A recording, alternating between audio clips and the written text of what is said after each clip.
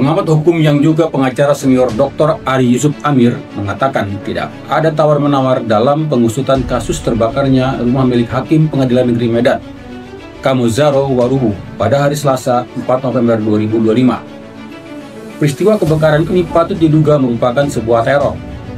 Jadi kasus terbakarnya rumah Hakim Kamuzaro harus disikapi aparat penegak hukum secara serius.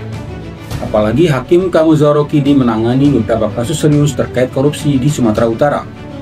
Polisi wajib mampu temukan pelakunya dan ungkap motifnya. Hal ini supaya tidak muncul spekulasi, karena ada kaitannya dengan dugaan kasusnya menantu Jokowi, yaitu Bobi Nasution, kata Ari Yusuf Amir kepada KBA News baru-baru ini. Menurut Ari, dalam kasus terbakarnya rumah hakim tersebut, negara harus sudah mampu menghentikan upaya-upaya intimidasi dan teror oleh para pihak yang berperkara ke penegak hukum. Tujuannya agar hukum dan keadilan bisa tegak di negara ini. Sikap tegas negara ini penting agar profesi dan pribadi hakim dipastikan terlindungi dari ancaman apapun.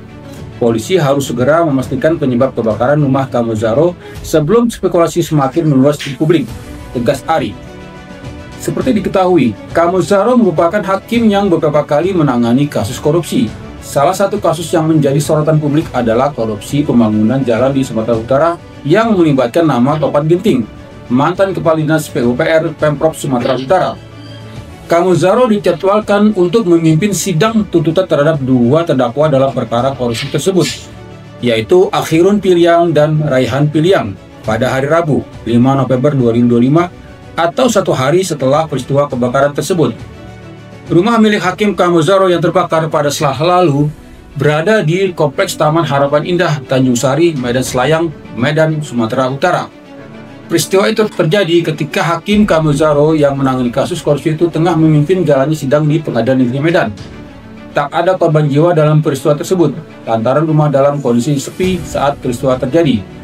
Pada Rabu 5 November 2025, polisi telah mendatangi kediaman Kamuzaro untuk mengecek penyebab kebakaran dan menggali informasi. Kamuzaro hanya mengaku mendapat teror dari orang tak dikenal melalui sambungan telepon sebelum peristiwa itu terjadi. Oleh karenanya, polisi pun didesak mengusut tuntas peristiwa ini. Kamuzaro mengungkapkan dirinya tak sedang berada di tempat saat peristiwa itu terjadi.